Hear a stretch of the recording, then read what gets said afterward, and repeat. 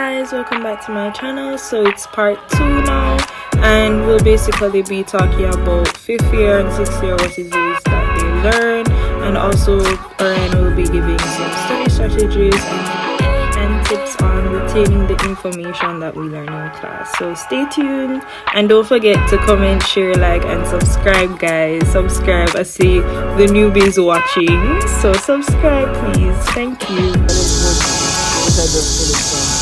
Obviously the one that visited my memory. Second semester, something to highlight was that it was in classes again, and I love being in class because most of my learning happened. Unlike some students who prefer to study by themselves and learn, I learned so much from just being in the classroom and listening to what the lecturer might say, and then following in my textbook.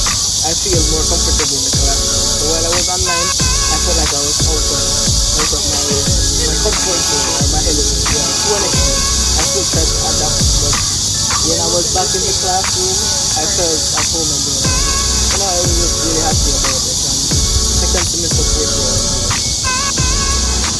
So if you guys are wondering, all the medical students out there are like, where did you guys get to the rotations in the hospitals and everything? So here in China, the process is very different from back home or in Western culture or even like in Europe. So normally they would learn do basically the introduction to medical courses for the first 2 years, and in the 3rd year they will start rotation. So there's not the same course. We actually do a lot of those, like all this theory, yeah. So do all the theory for like 5 years. Well, for 5 years, and then the last year, which is the 6th year, is when you actually spend that entire year out of the classroom and in the hospital. So every day for that year, you have a certain amount of rotations that you have to complete.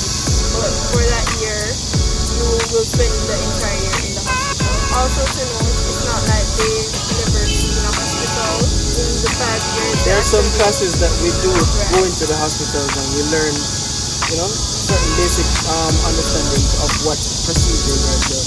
But in terms of being in the hospital every day and seeing patients, that's not the norm in this side of the world until the 6th year.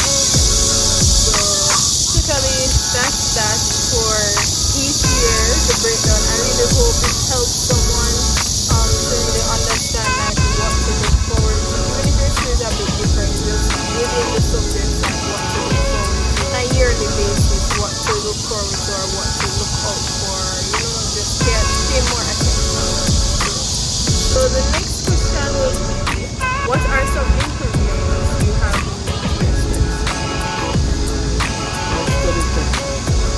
Initially, I never really thought of me being a person with a study because I usually just study. I never had I never thought out loud what my study was. So I wasn't sure about it.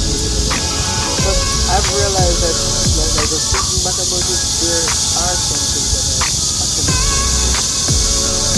In high school, I remember when I used to study for like 8 people, I would just study and I would write down. I usually get like those blank pages and I would write small notes in very small chunks, like as small as possible that you could hold on the paper. Like I would divide the paper maybe in 2 blocks and I would write coming down in a column all the information that I felt was necessary to learn from whatever the subject was that we were studying for. And that's how I was studying. So I might have about 10 of those papers for a subject and I would just revise from that instead of being in the book all the time. So I would read the book and I write the little notes. That's how I prepared for my tuition. But coming to China now, I started to spend more time in the classroom, focusing on it.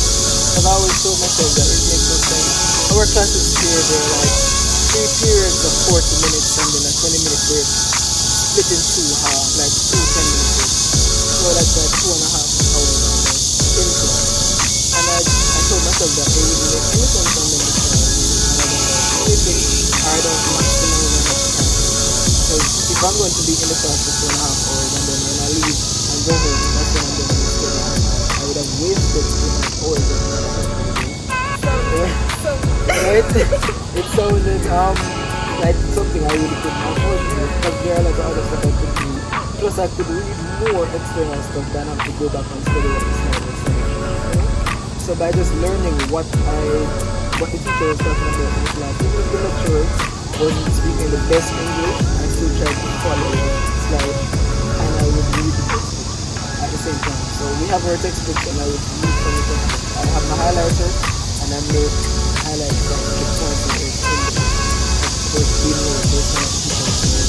And if there was anything external to what the teacher was saying in the book, I would make a little dressing and just find like along the little anywhere that was free in the book. I would make a dressing there of what the teacher said. And there's something that I must advise personally that if you're in a school setting, you might not be a person who likes to be in class and learn, but if you can try your best to listen to what the lecturer is saying, because a lot of times they are doctors. Most of our teachers in med school, they're going to be doctors or people with PhD in their field, so they're going to be very knowledgeable. And sometimes what the textbook is teaching you might not be exactly what reality is in their field. And they might be telling you some points that will help you to understand better, than to just read the textbook or just go on the internet and read what it says. So that's why I would advise you to just listen to what the lecturer is saying, because they make some important points that when I jot them down, they might not come on the exam, but I know that this is something I have to then kept in my mind. So I would know somebody else might not know because they weren't paying attention. So I would advise you to just do that if you can. I feel like you talked Well, with the just the tone and everything. I'm someone that's very easy to zone out. So even back home, like it's not every time. I think I'm more of a visual learner. Sometimes auditory, but I don't think as much as visual.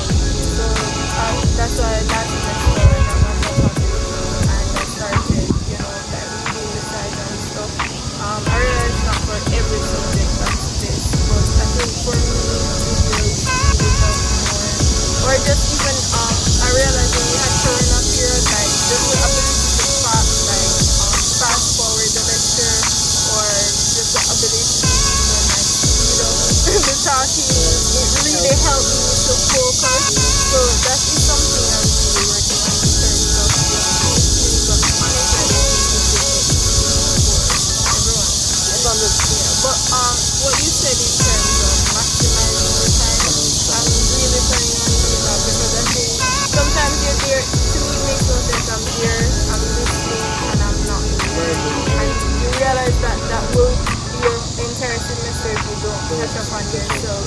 So like, if you're there and you're listening, you're really trying. Sometimes you're really trying and it's not working, and you try to read the slide, think that makes you focus more. Look in the book, maybe a picture will grab your eye, or if it's even just to listen to a little video to see like, okay, let me get back on track and get that focus. And those same videos that you might go home to listen to after, you can use them in class as well. So if you feel like the teacher is not really connecting to you, but you're a person who likes to watch videos and see what's happening, use the time wisely while you're in class to just, watch the videos.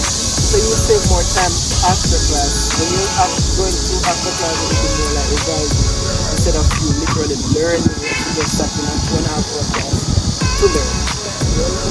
So that's what I did. I realized that I started to do that. I learned more from class and like I would say maybe 40 to 50% of what I eventually know comes from the class.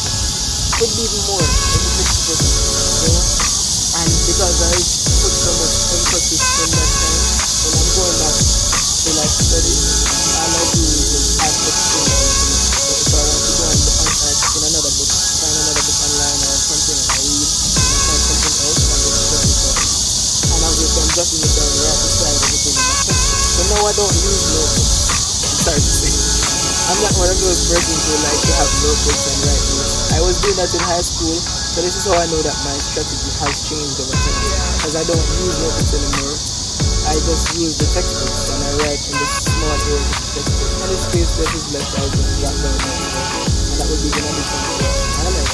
So everything is like in one area, right? And I would just follow that. So when I'm revising for like exams, I would just know that this is what I need to know.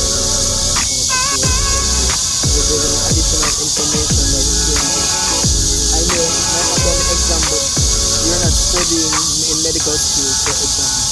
It's for your future career. So I still try to keep it in my head. Of course, I can tell somebody else in the future. And that's one of the hardest things for me personally, because it's like, yes, you want to study and you pass the exam, but then, like, even in summer, because, you know, if you're not like around here, like, once you learn something, like, you retain majority of it. For me, especially, like, I have to go back over it again. So even, like, in summer, I have to, like, okay, revise, or even just to watch a general video and just to remember, oh, this is where, you know, that and that, and how this is from. That's good. And if you see where you can improve, obviously you will try actively to improve it. Don't be passive about your learning in medical school. Medical school is not about passive learning. You have to be active. So if you realize that something is not working, change it. And if you realize that something is working, then you leave it and you don't change what is not working. So you just keep going on. You know, once you find something that works for you, do it. And as I said, maximize your time in class in doing what works for you. So if it's a textbook that you have to read to learn, you read the textbook. You don't have to be listening to the lecturer, because sometimes honestly you won't necessarily understand what the lecturer is saying because it's just words. You know? Yeah, Just words protected. coming out of his mouth, and you might not follow because you're not, you know, Yeah, you're not at that level. You're not at that level that the teacher might be talking from. Right. So you just want to know that you're using the time wisely. Do something constructive instead of being on your phone and maybe on social media. Well, try to maximize that time. And I'm not trying to bash anybody if they're on this, but that, you know, right? Obviously, it's just like to give you some self-awareness. So you realize where you might be falling short. And the whole point of this is not to like go back and beat yourself up about it, Yeah. but to know that like in the future, you know, this is what I did in the past and I'm trying to make it. So I really know that the advice that Ryan gives today, you know, it will help someone to make improvement in their studies. So the next question is, what's your preferred method of learning and what you're studying? Basically, mentioned to myself earlier. But my preferred method, I know that I'm a visual. So just like you said, you are visual, I'm also visual. So you might say the words out of your mouth, and then literally this is the word. It tells out for me to remember it. So if you just said something to me, a sentence, I might not remember the sentence because I never saw the words of that sentence. And that's the reason why I write down what the teacher says in the class. So if the teacher says something, I jot it down. Because when I see it again, I know that it was stored in my brain. I remember that that's what said.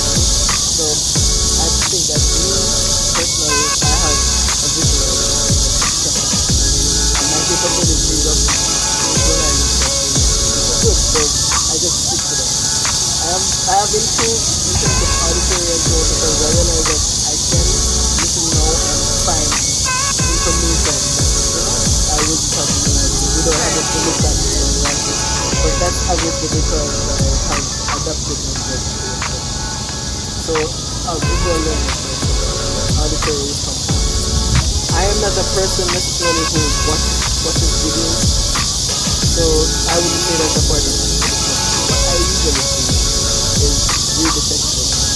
I cannot limit myself to a slide because what a teacher can teach for that time period is going to be limited. Not to mention what they can add to a slide for it not to be more. You know, so you cannot just limit yourself to learning what the teacher has on teach. So instead, I try to widen my knowledge by reading. And if you read the textbook, honestly, a lot of students here, so they like to block their mind away from textbooks because they're like, oh, it's so much information. And it's understood, you might be overwhelmed. But to be honest, the more knowledge you have, the better you will become. Right? And you will eventually realize what you need to remember and what you don't need to remember by just reading. You know? So what I do, I read it. And when I get good information, I might not remember everything that I read, but because I have a good understanding of what it is about, the understanding and that foundation, it brings you to a better place when you go into another lesson. So like for instance, in the basic medical courses that I did before, me just reading the textbook helped me to get better at the foundation of it. Now that I'm in the clinical course aspect and doing the clinical studies, I don't have to go back to a textbook and read what a particular disease might be about because I already know it. I was in class many times in this fourth year that just passed, and I already knew the mechanism of those diseases that were taught. So even though I knew them before, the teacher was just teaching them and the general students now in this year. But because I always read ahead, that was help. So if you can read ahead, it would be better for you than to just sit and be passively waiting for what the teacher comes to you. And that will make you do it. You know, if you aspire to be above your peers in terms of your knowledge, that's what you want to do. And you cannot be, there's no limit to your knowledge that you can actually do. So you just try to maximize what you can put in your head and help yourself with everything. And of course you take breaks. Yeah. I don't want you guys to think that I'm just all about the books. I do a lot of idle stuff, but because I have so much time, I can actually idle because I spend most of my active time. Because you asked the question, what is my study pattern? My study pattern is to learn as much as possible from the class. So that's why I can go to the gym and I won't feel guilty that I have gone to the gym, or I can watch a movie and I will feel guilty. Like some person who binge watch some movie and they start to feel guilty because they haven't studied anything all day. But because I had already studied in the class, I literally don't need to be learning in the night. You know, I can relax. And many nights I don't necessarily pick up a book and read and study. But what I do instead is to go on the internet and browse and find some information about some higher concept, what was instead of going back to what was teacher So that's my study strategy, is paying more attention to classroom and then supplementing it afterwards with information that might not have been mentioned. So Ryan and I will be going into different subjects in future videos, and we'll basically be giving you guys like tips and tricks that we use to study for those subjects. So definitely look forward to those videos in the future, and the audio will definitely be better this time. Thanks for watching guys, and I really hope you guys can implement these tips and tricks into your study pattern. Don't forget to subscribe.